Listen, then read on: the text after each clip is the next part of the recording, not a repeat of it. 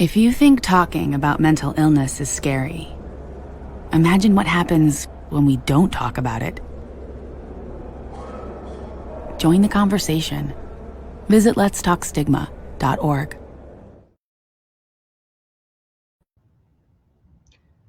Good afternoon, everyone. My name is Christopher Ramnoth, Community Engagement and Partnership Coordinator for Suicide Prevention at the VA Western New York Healthcare System. This event is brought to you by the Erie County Anti-Stigma Coalition, and I will be your moderator today as we explore the topic, transitioning to civilian life from service to self-care.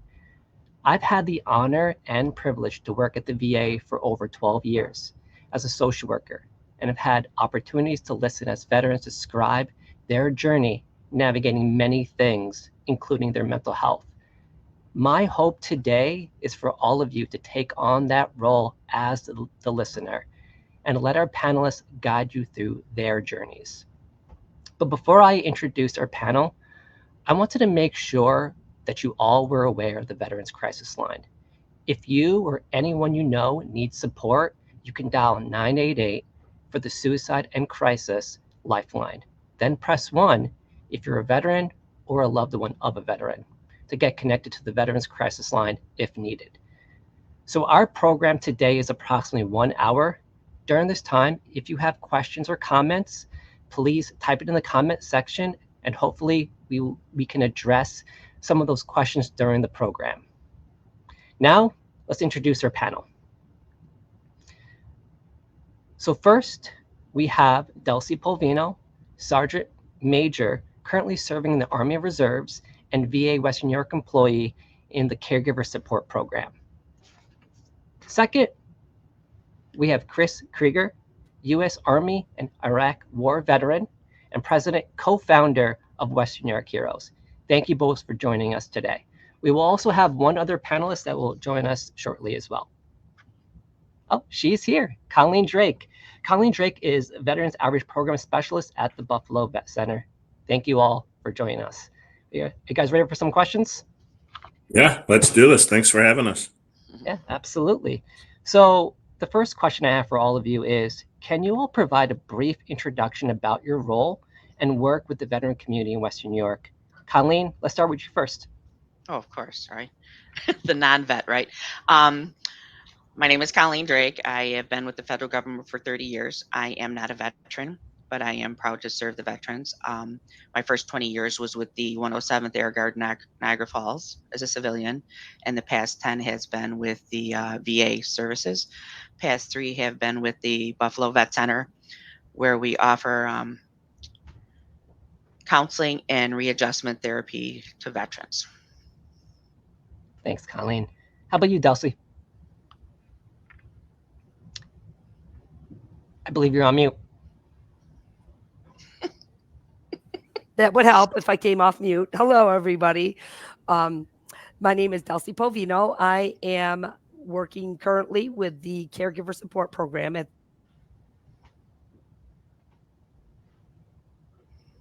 the Buffalo VA for Caregiver Support and Services, where we provide resources, information, and other resources to our caregivers in the VA community. I am a sergeant major in the United States Army Reserves. I've served for 38 years, and I worked with the VA for about 18 years, probably. And before I came to the VA, I was with the Buffalo Vet Center for about 6 years. Thank you for having me. Thank you, Delcy. And Chris, how about you? Yeah, I served in the Army 10 years. Served in Bosnia and Iraq 03 to 04. Coming upon my own injuries and illnesses after my time in Iraq in 04, coming home, dealing with my issues in and out of the hospital, probably more in the hospital than anything. Losing everything I had because of my time in hospital and not being able to work. There were no services at the time for me to turn to when I needed them, not services anyways like we provide here at Western New York Heroes. So with Western New York Heroes, our primary mission is to provide financial assistance to those who fall upon financial hardship, and our programs just grow from there. Thank you, Chris. So my next question, this upcoming Monday, November 11th, is Veterans Day. I would like to know from each one of you, what does Veterans Day mean to you? Delcy, let's start off with you first. Well, Veterans Day means a lot to me personally because not only am I a veteran, but my husband's a veteran. My children, I have 3 children who are veterans. Most of my social group is made up of veterans. So Veterans Day is a day for me where we celebrate those men and women who have served their country admirably, have made that sacrifice to defend their nation, defend their country.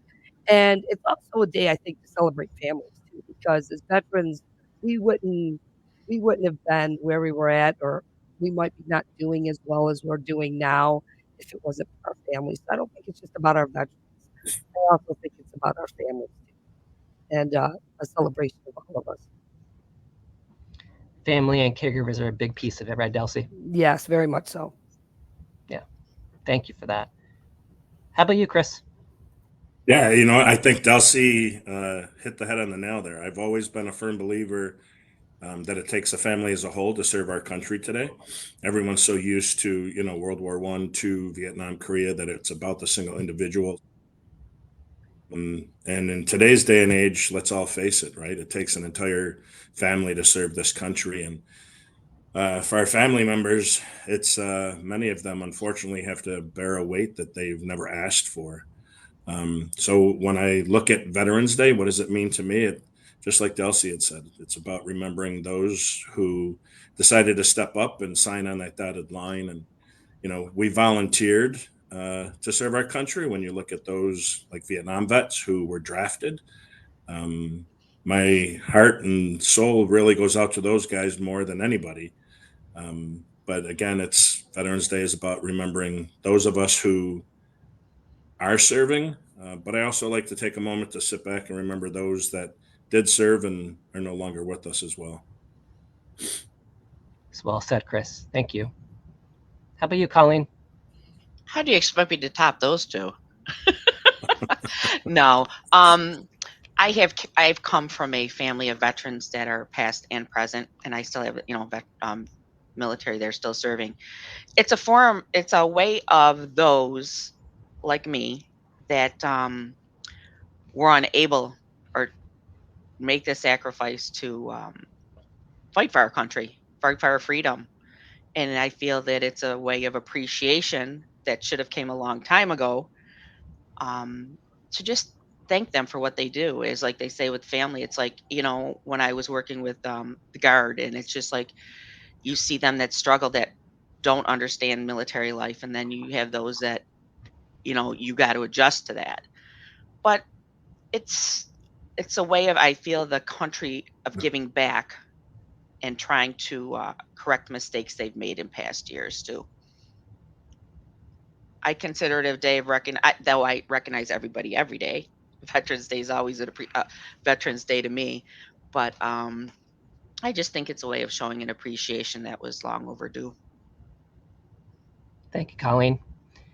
So if anyone is just joining us, again, I'm Christopher Ramnoth, VA Western New York Community Engagement and Partnership Coordinator, and I'm your moderator today. I'm joined by Colleen Drake, Veterans Outreach Program Specialist at the Buffalo Vet Center, Delcy Polvino, Sergeant Major currently serving in the Army Reserves and VA Western New York employee in the Caregiver Support Program, and Chris Krieger, U.S. Army and Iraq War Veteran and President, co-founder of Western New York Heroes. So we just heard from our panelists about their role and work with the veteran community, as well as what Veterans Day means to them. But now I kind of want to shift to the discussion of stigma and our topic today, transitioning to civilian life from service to self-care. So my next question, when thinking about mental health and stigma in the military, what comes to mind? What barriers, if any, does stigma create when veterans or service members attempt to address their mental health needs? Chris, let's start with you first. You know, when I hear something of that sort, I think of career killer immediately, first and foremost. That you know, the Army is big on if you need the help, ask for help. But at the same time, it's also been proven that once you ask for the help, it's a career killer, and that's sad. The Army, at the same time, teaches you to stand on your own 2 feet and don't ask for help. So, that being said, you know, when we, as the soldier, the airman, the Marine, no matter what branch, when you realize you've hit that point, we try to look for different ways to deal with it before we ask for the help. And many of them, unfortunately, turn to the drugs and the alcohol. I know myself, after coming back home and hitting that wall, turning to the bottle and, um, you know, just not sure how to deal with it and contemplating suicide day in and day out. And unfortunately, as we know, you know, there are many veterans that decide that their only way out is for that, unfortunately, committing suicide. Um, Myself, the one thing I think that saved me was when I received my first service dog. You know, it's we tell people today, even though you're receiving a service dog through our program, you still should follow through with your medications and still follow through with your therapy sessions and your doctors. But here I am, you know, the pot calling the kettle black, and I got my service dog in 2012, and I never returned to therapy again. But I think it's definitely a stigma that's still out there that people are afraid to talk about. People kind of raise an eyebrow when they are dealing with somebody with mental illness, as opposed to let's just face this head on and together, let's just kind of hug this thing together and get through it. Thank you so much, Chris. Colleen, how about you? Um, they're afraid of judgment. They're afraid of being seen weak. Um, they're afraid of if I can't take care of myself, how are my comrades going to feel that I can take care of them? And like Chris said, it's it's demotion. It's just you have a tag on your back. You know what I mean? And it's just and it's like that for I've come across that not just within the military, but with working with the veterans. I've had a couple stop in here and think as a matter of fact, I just did an event yesterday with law enforcement. And once I had stated that there was 100% confidentiality, they were like lined up.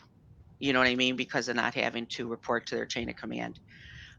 It's sad because it shouldn't have to be that way. Because even that person that's judging you is probably dealing with stuff. But in my generation and older, um, it was something you always dealt with and swept it under the rug, and you just dealt with your own way. Like Chris was saying, alcohol or drugs. That's just how people deal with things. That's how you were taught when you were younger. But things have to be adjusted. Things have, you put a name on your back, and that's not right. Because if you don't take care of you, who's going to take care of you? Thank you, Colleen. Hmm. How about you, Delcy? Well, I think they are both very correct in what they're saying. Chris kind of hit on a topic that's very important to soldiers is their careers. So I'm going to kind of answer it from the standpoint of somebody who's still serving. I'm a sergeant major, and I want all my soldiers to come to their leadership in time of need. But they are hesitant because they know that maybe something might, a promotion might stop, or being able to go to a school might have to be put on hold because they have to deal with these mental health issues. And it also puts the leader in a position where if they don't take action and do it appropriately, then what are they doing for that soldier? So if I have a soldier coming to me and I know he has suicidal ideations, but I know he's got to go to an academy for promotion in a few weeks, who am I as a leader to then send this person to that school, knowing that they're not mentally ready, that they're not, they're 100%, knowing that they could do better maybe at another time in their life. They need to focus on their mental health. So he's right. A lot of times career projection is put on hold, and that keeps a lot of them from coming to their leadership. The other thing is it depends the type of unit that soldier's in. I'm in a medical unit, so we are very open to soldiers coming to us about physical issues and mental health issues and social issues, and but that's because we're wired that way, right? We're nurses, we're doctors, we're social workers. We work in that type of setting. But if you're in maybe a combat arms unit where it might not be as receptive. I'm not saying leadership in combat arms does not take care of their soldiers, so I don't want that to be interpreted that way at all. But it also depends on your leadership, how your leadership takes that information, what your leadership does with that information, and how your leadership helps that soldier. It also depends on how that leadership talks about mental health in that unit. If leadership is not speaking openly about mental health, if it doesn't start from the top, it's not going to be taken care of at the bottom. So it can be a catch-22 for soldiers many times, especially for leaders. And then you got leaders who, like Colleen said, they don't come forward and ask for help because they're a leader, and I need to be there for my troops. So how can I be there for my troops if I let them know I have depression, or I have anxiety, or I'm having post-traumatic stress symptoms? So there's a lot that goes on when you're talking about stigma in the military. Yeah. But there are processes in place to take care of soldiers with those issues. It's just, will the soldier do it? How will the leadership help them through it? Thank all three of you, because that is not an easy question to answer. So I'm going to go a little bit off script right now. And there was a question that came from the comment section that I want to ask all of you. What are the best ways to honor veterans on this day? Let's start off with Colleen.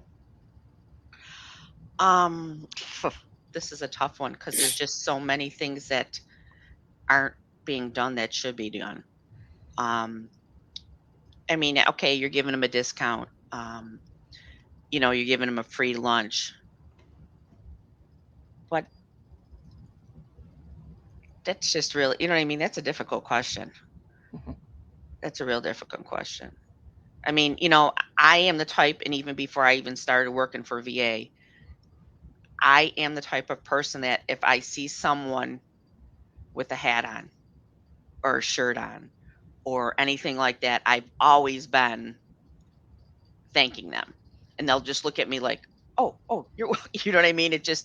There's not enough verbal appreciation, I feel also. It's like, oh, no big deal. And it's like, yeah, it was a big deal. You know what I mean? That type of thing. But I feel that there's never enough verbal appreciation. Thank you, Colleen. How about you, Delcy?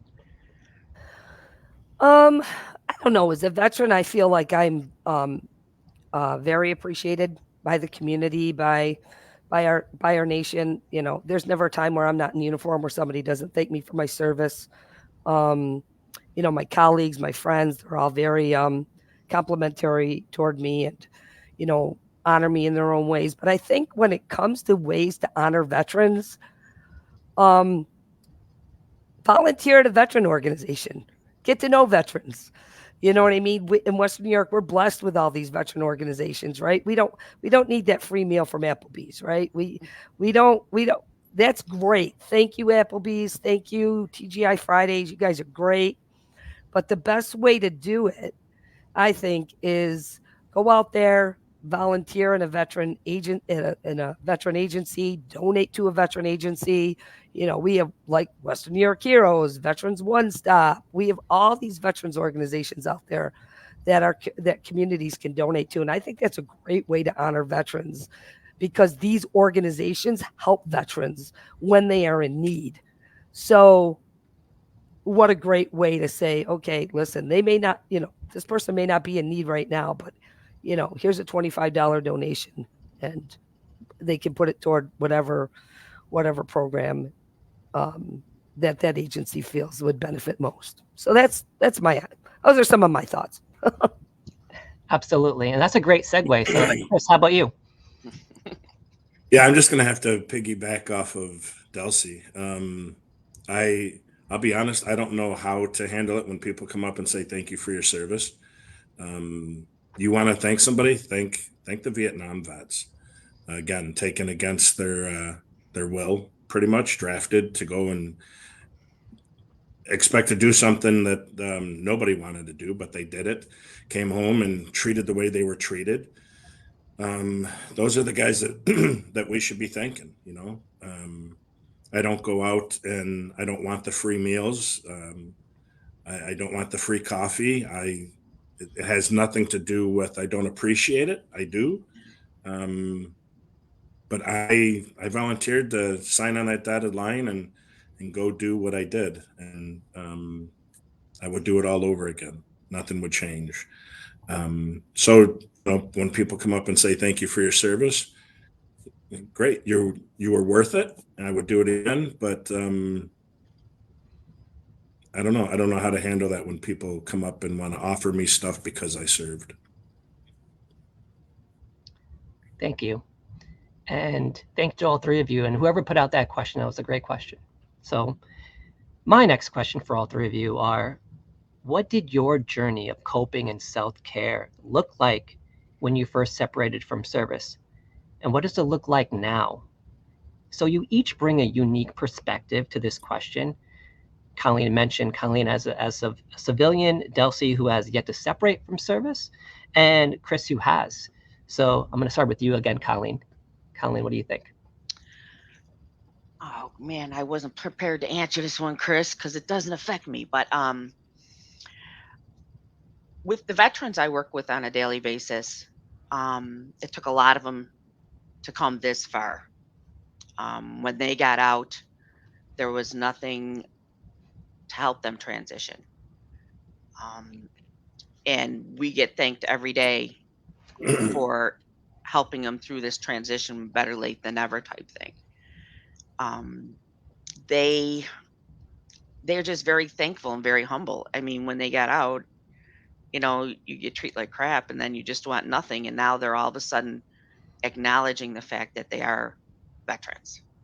It's finally coming to the realization that they are veterans and they're not afraid to say it anymore.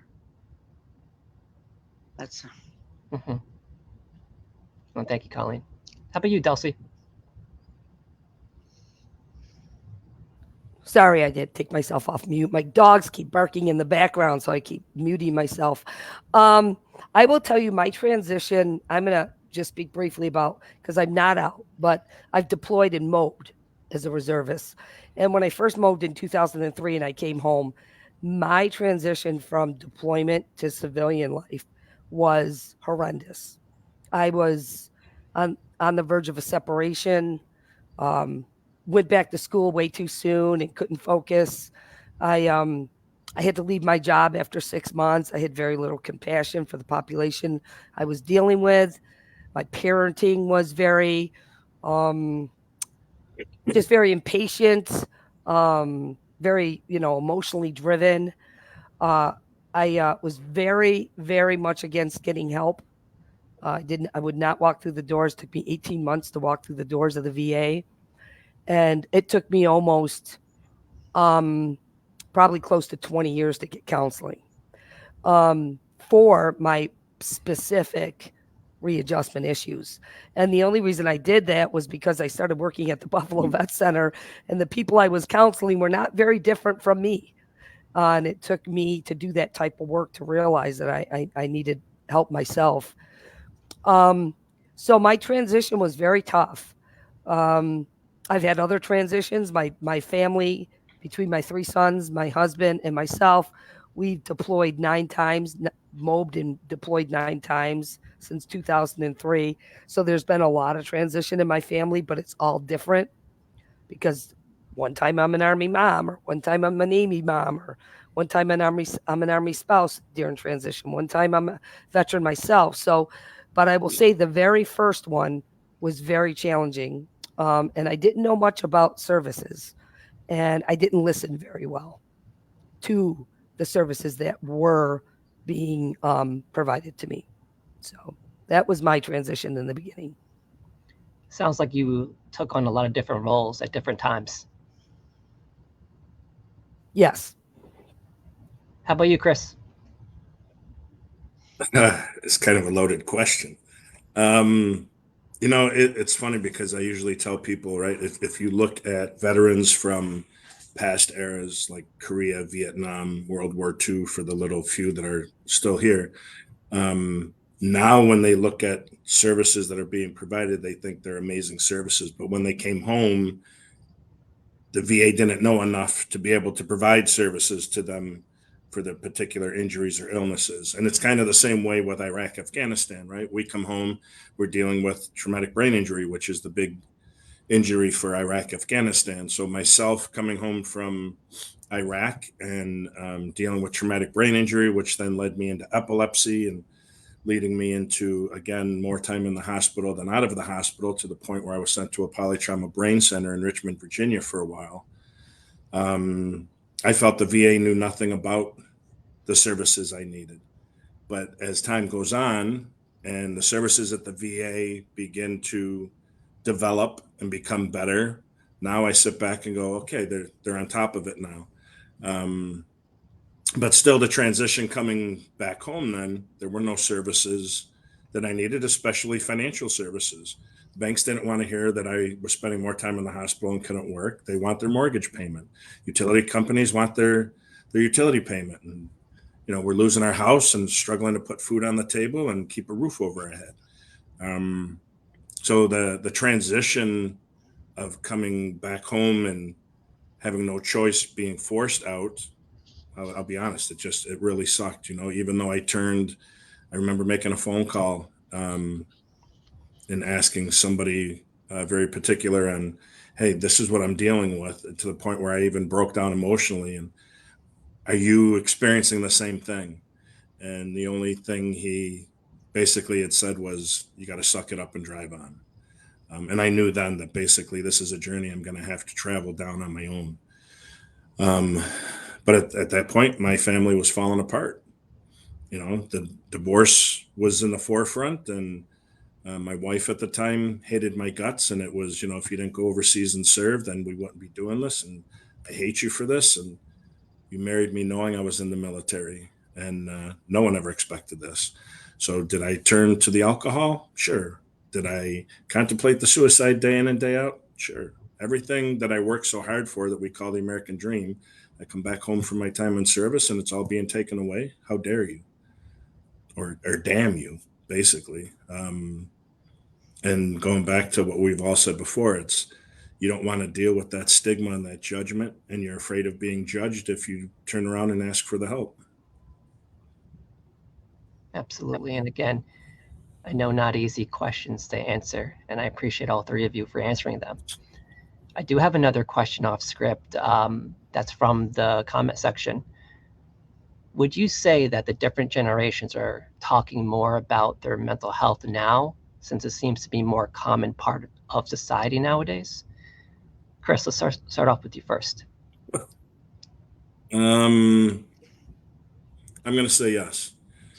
Yes, and we see it through our own peer-to-peer programs here that we provide and offer at Western New York Heroes, whether they're at the dinners or the breakfasts or any event that we're putting on. We're getting veterans from all eras, all ages, who are truly speaking out more and more about mental health and what they're dealing with: PTSD, relationships, anger management. A lot of them even ask what programs we offer to help with that. We're not the VA. We don't try to be the VA. We always try to push the veterans towards the vet center or the VA when it comes to the mental health side of it, because I believe in us. We should stay in our own lane. Even though we are partnered with other organizations out there for mental health. But I do like the fact that more veterans from different generations are feeling more free about coming forward to speak about their mental health issues. Yeah, absolutely. How about you, Colleen? I guess I personally feel it determines how they were raised, to be honest with you. We have a lot of them coming in, of course, majority the older ones that still don't think they have mental health, but kind of like, well, you know what, maybe. Then you got the young ones that are like, I can handle it, but wait a minute, can I talk to you over here? You know what I'm saying on the side about what's going on. I still feel that there's a stigma with the younger generation. And like I said, as far as being raised, because I know of course, none of my family had, you know what I mean, needed counseling or mental health. So a lot of it I feel has to deal with how they were raised.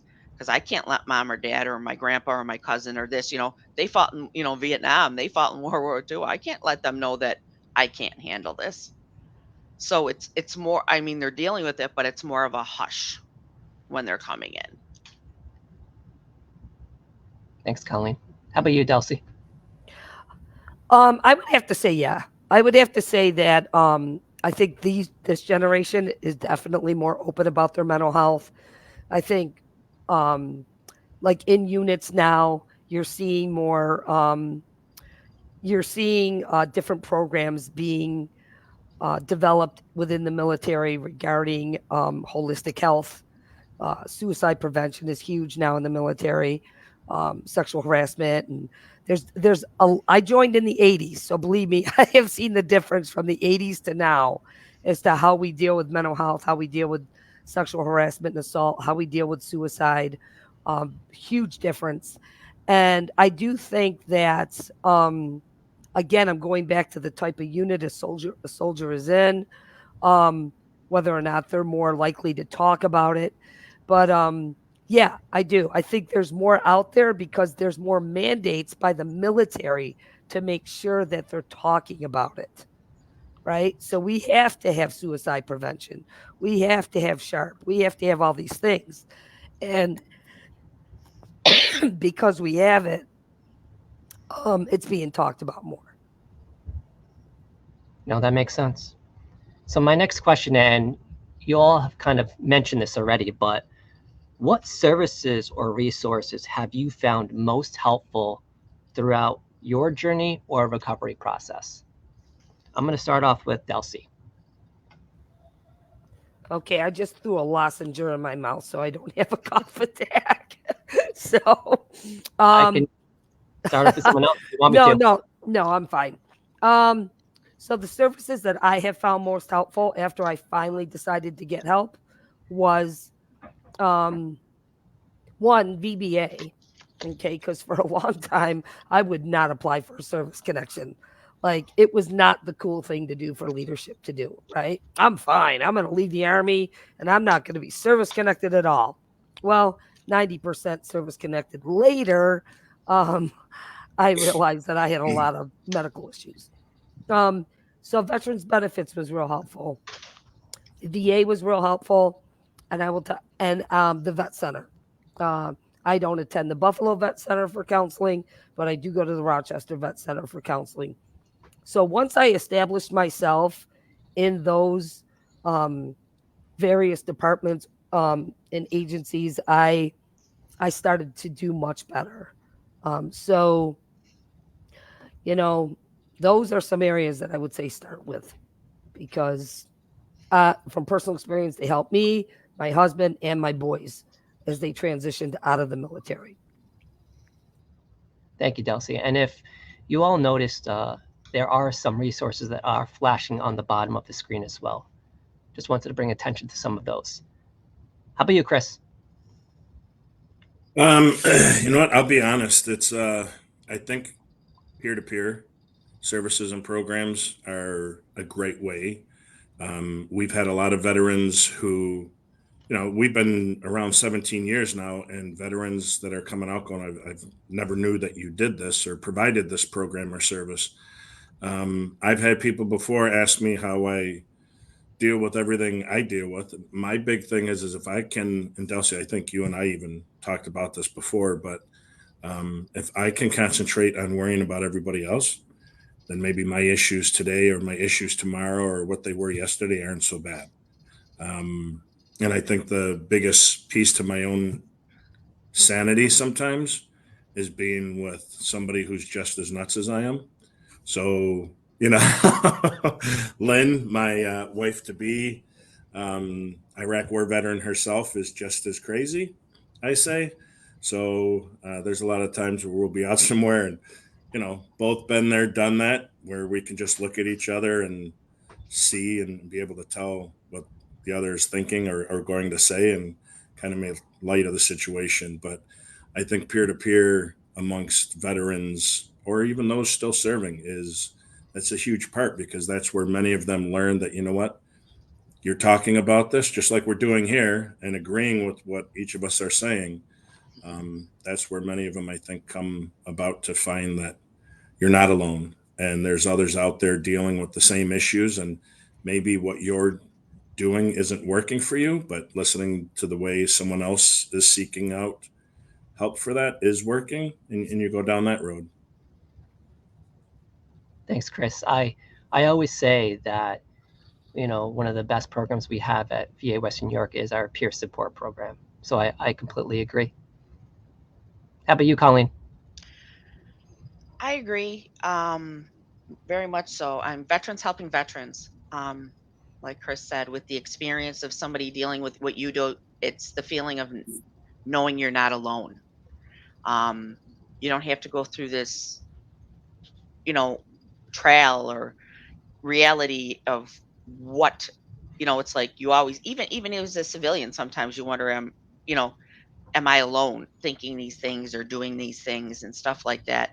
But that's one of my big focuses is the peer-to-peer, veteran to veteran, I think is one of the most beneficial things for anybody out there today. I mean, we have so many non-for-profits that offer so great, that we have mental health facilities that also non-VA mental health facilities that have peer-to-peer groups for veterans. And it seems that more and more as we get older, there's more services for veterans. Like I tell my veterans every day, things are changing as we speak.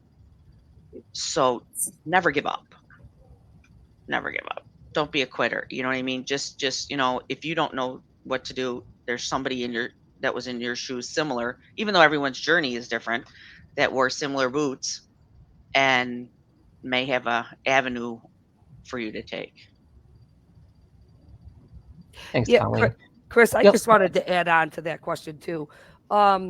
What both of them are saying is the peer-to-peer support. I did not mention that, and I will tell you, I belong to the women's group at Western New York Heroes, and for the first couple of years, I didn't feel comfortable. I didn't, because I was like a professional out in the community, and I didn't know how to engage with those women. It was probably just recently over the past couple of years where I started to feel actually comfortable. And actually And now saying, she's running it.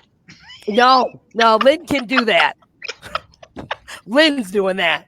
But like Lynn helped me to be comfortable with that and to kind of engage with those women, because I was very, very anxious about that. But as I think back to your question, most of my friends have retired now. I'm like one of the last man standing in my social group of veterans, and we often do talk to each other. These are men that I've served with that very stubborn, don't want to go get help. And now they're finding themselves in their 50s and 60s, and they're calling me up because I'm a VA employee and they know I know the services. And it's that peer-to-peer support that finally gets people to go get that help. And I think that's they're the most impactful individuals.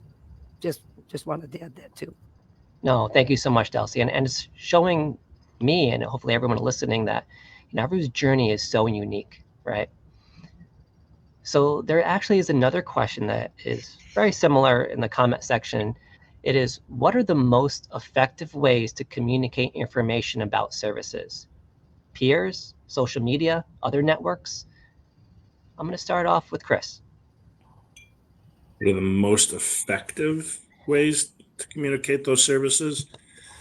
Well, for Western New York Heroes, right, I have to say social media we have a social media platform through Facebook, Instagram, Twitter, X, whatever they call it now, LinkedIn, that a lot of people follow. I mean, Facebook alone, we have over 17,000 followers. So whenever there's something that we are looking to put out,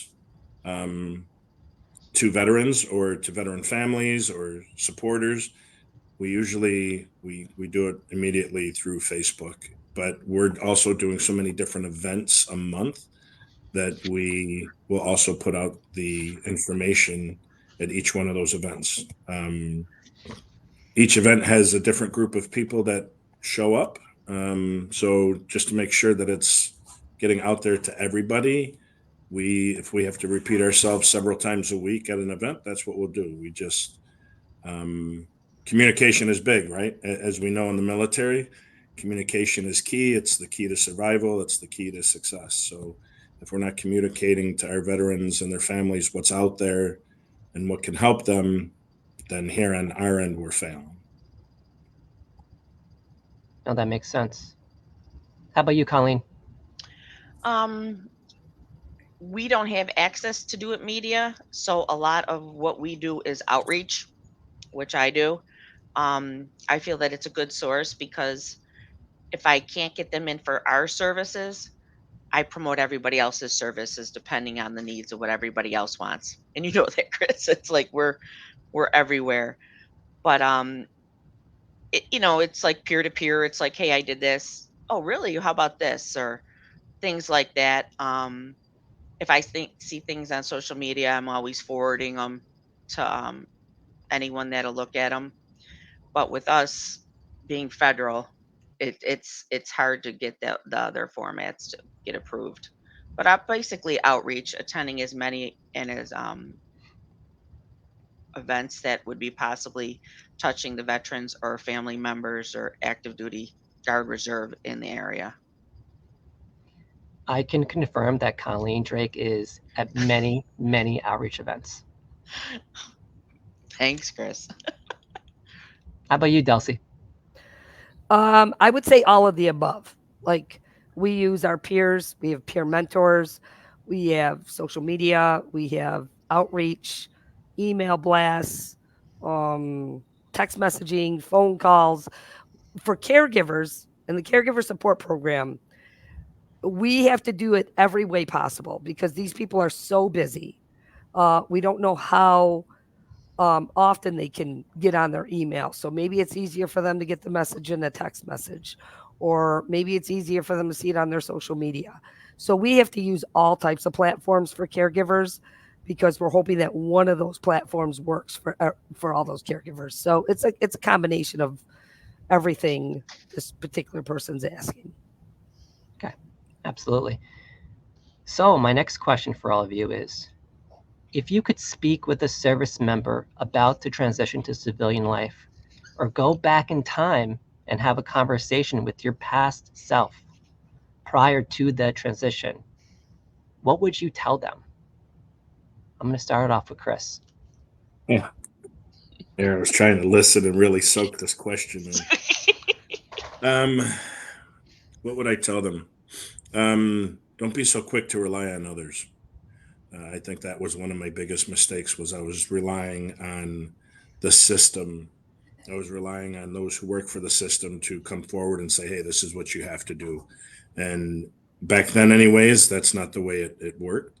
I literally had to struggle and lose everything and find my way through the nightmare, if you will, before realizing what programs and services were out there. So if I had the ability to go back in time and talk to myself and talk myself through the separation, what would I say? It would have to be just that. Prepare yourself now for the red tape you're going to be faced with, and figure a way through it, because no one's just going to step right up and lay it out on a silver platform and say, here you go. As nice as that would be, doesn't necessarily always happen that way. Absolutely. How about you, Colleen? I know that when you come out of the military or even back from a deployment, you want everything to happen yesterday. You have to be a little patient, and do some research, but don't quit. Talk to your peer-to-peers, talk to, family members, friends, things that are going through folks that have gone through the same thing, because there's so many options out there that can help you that it seems like fall through the cracks that nobody's aware of. So research, I believe, is a big key, and never give up. Don't be a quitter. You weren't when you went in. Don't be one now. You know, you are your best advocate. That's what I believe. How about you, Delcy? I would tell myself to listen and slow down because, like Colleen just said, I was so quick to get back to my life. Like, when you're overseas, you make all these kind of promises to yourself. Like, when I get home, I'm going to do this differently, or I'm going to, I'm going to start doing this, or I'm not going to go back to that. And you tell yourself these things. So then when you get back and you're out processing or you're demobbing and you're going back into the civilian sector, you're so wrapped up with what you're telling yourself. You're not listening to what anybody's telling you. And then you miss a lot of important information. And then you get home and you go 190 miles an hour because everybody else's life has gone on, but yours stopped for a year and a half because you trained up, then you went there, now you're coming back. I mean, a deployment or a mobilization can easily take up 2 years of a person's life. And you are so amped up to catch up to the people who are back home that you're not listening to what's really happening to yourself. And because of that, I had to step back from many things and slow down. I didn't slow down. And that's a big problem with a lot of soldiers when they come back. And one more thing, Chris. I believe that the military, when people return from deployments or they're getting out of the military, I feel that the military should have better resources for these folks when they're coming back. Because okay, they're happy to get them in, they're rushing to get everybody in, get it done, but doesn't seem that there's any help at the end when they're getting out or when they're returned from deployment. I feel there should be more resources for them or guidance when they get out. Colleen, I think that on the active duty side of the house, sometimes there's more resources. There's more control of the troops when they come back home because they're still on their base. They can control leave time, different things like that. But it's a good point that you make because for National Guard and Reserves, when they come back, they got to do what Chris says. They got to do a lot of investigating, even to this day. And even though it's told to them in their demo process, they don't have that platoon sergeant or first sergeant on their butt to say, did you go through this? Did you go through that? I mean, we do, but that first sergeant's going through it too, and he's a civilian now. Yeah. So it's very difficult for the National Guard and Reserve, and I don't know how to fix that, but what, if I could, as we're talking this through, right? I think some of the important services that they do provide now, because we have been a part of them. We've gone up to Fort Drum for weekends at a time to become part of what they call the Yellow Ribbon Program now. When you're returning back home, you and your family are forced to go through this particular program and go from station to station so that you and your family realize the services and programs that are out there. I've heard a couple people even say that, if they didn't attend, they weren't getting paid for their weekend. That's how much the military was like forcing them to go to this and realize what is out there. So I guess when it comes to that, when I came home, there was no Yellow Ribbon Program. There was no one out there. Delcy, to you, don't get out. Stay in, man. Round it up to 40. You don't want my husband hearing that, Chris. No, Joe would probably kill me, but yeah, let's stay in. I will tell you though, those yellow ribbons, I was a part of many of them for myself and my husband, and they were very, very like Chris said, you had to go to them, and you had to go to so many of them. But the funding has slowed down for that because the war has slowed down, right? Sure. So now soldiers coming home now, it's not mandated, and they have to set it up themselves now. So it's different than it was like in the beginning when Chris and I went, they didn't have it. And then toward the middle of the war, they had all these yellow ribbons, mandatory, everybody had to go. And then as things started to die down, those yellow ribbons died down with them. So a lot of funding has slowed down since. Yeah. And I think we're seeing the education sharing, the knowledge sharing happening in real time. So I thank all three of you. We have about 10 minutes left. We do have a couple questions from the comment section that I am just going to put out as an open forum to all three of you, and feel free to answer as we go along. The first question is, where do you start when feeling the way you have described, desperate, confused, struggling? Who do you turn to? Again, I'm going to put it out to all three of you. I would say your primary care physician. Okay. I mean, you're the person that you trust the most, that you should trust the most, I should say, with your healthcare. As soon as you start noticing a difference in how you're feeling and how you're acting and your reactions to things, that's when you should, touch something. Thanks, Colleen. Chris or Dulcie, do you have any? We get a lot of phone calls here, believe it or not, from the spouse of the veteran, or the parent of the veteran saying, my son, my daughter, my husband, my wife, they're acting this particular way, or they're having these anger outbursts, or, it's a struggle every day to get him or her out of the house. What can you do? First and foremost is we won't talk to them about it. We used to in the beginning, and we've realized and learned very quick that the veteran always got upset over that. We don't want anyone to feel like we're talking behind their back or talking negative about the way they are after coming back home, especially being everyone here at Western New York Heroes has served. 95% of us have all served overseas. So it's, even though I'll also be the first one to say that your spouse should know you better than anybody, I would say just continue to turn to your peer, someone that you've been there with, see if he or she's dealing with the same thing. Dulcie brought up something earlier, and I 100% agree. As far as, Lynn and I have talked about it before. I served 03 to 04, Lynn served 07 to 08, I believe. But I'm not a big believer in talking down your experience. Two of us can be at the same location, same incident, and it can affect us completely different. Just because you were there later in the war than I was doesn't mean that your experience was any less or should mean any less to anybody. It's going to affect you the way it affects you because you are who you are. So if you can't, you should be able to turn to your spouse, especially being he or she is going to be the first one to see that difference in you. Thanks, Chris. Actually, I agree with Chris and Colleen.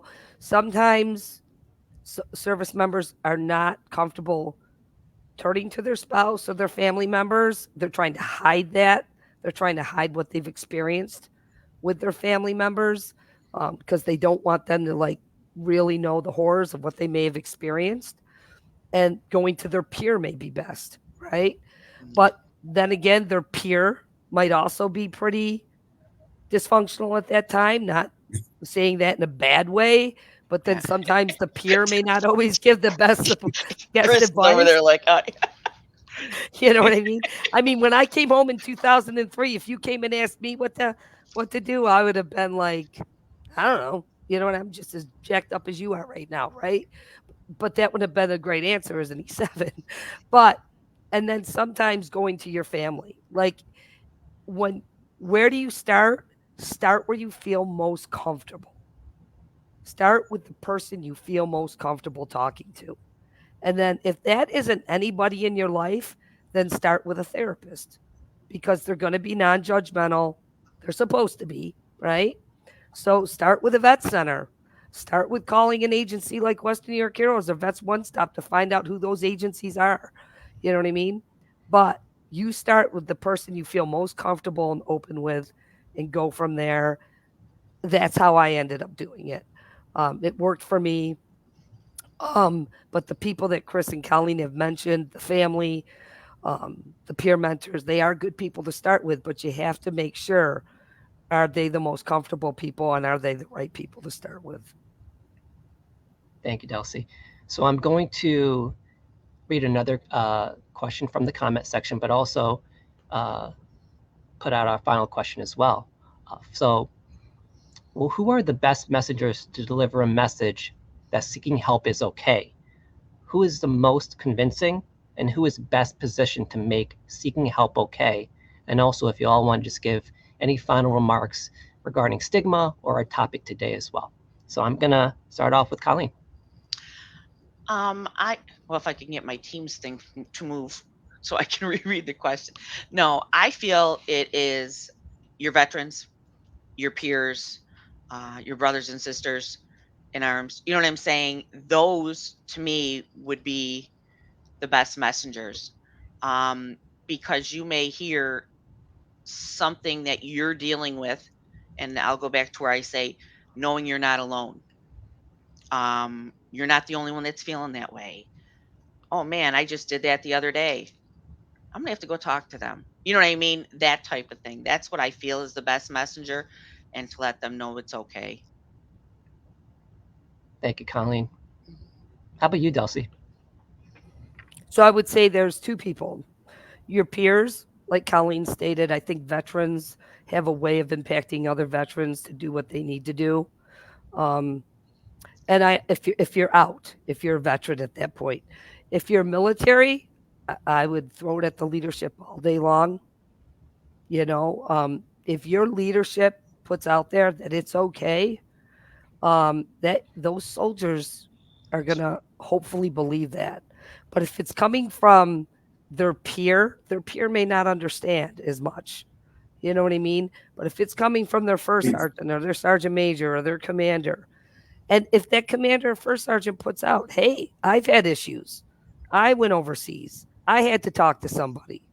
You know what I mean? If they make it real, they make it We have a real. guest star. That was Guest awesome. panelist. Sorry about that. He just came No out apologies of the left needed. bank over here. Your eyes got so big. It was so funny. But yeah, your leadership and your peers, I think, depending on what population you're in. Thank you, Delcy. How about you, Chris? Yeah, I'm gonna have to 100% wholeheartedly agree with Delcy.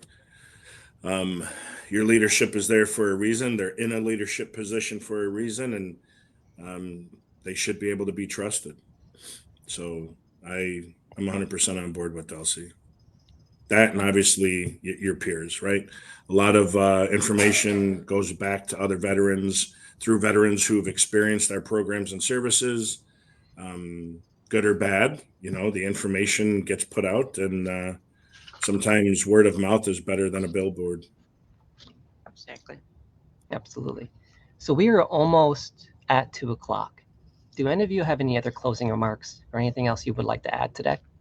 Just say thank God, because this was. I didn't think it would be this difficult. No, Yeah.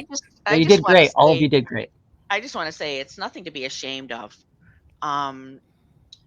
Admitting you need help is the first step to healing yourself, and helping your family and those around you better understand what you're going through. Absolutely. I would say, Chris, yep. oh, sorry. I would say No, go ahead. get help. Get help if you need it. I mean, I'm a social worker and I get help. Okay. Mhm. I'm a sergeant major. I get help. Okay. I'm in two positions where you would think, oh, wow, they don't go to therapy or they don't need help. Heck yeah, I do. You know what I mean? I wouldn't be able to do either one of these jobs successfully Mhm. and effectively if I did not get the help I need. And if you're a leader out there or you're somebody that's helping people, if you're not getting that help, you're doing a disservice to people you are helping and leading. How about you, Chris? Thank you, Delcy. I don't know. I got nothing to say after that, Delcy. Thanks. That was amazing.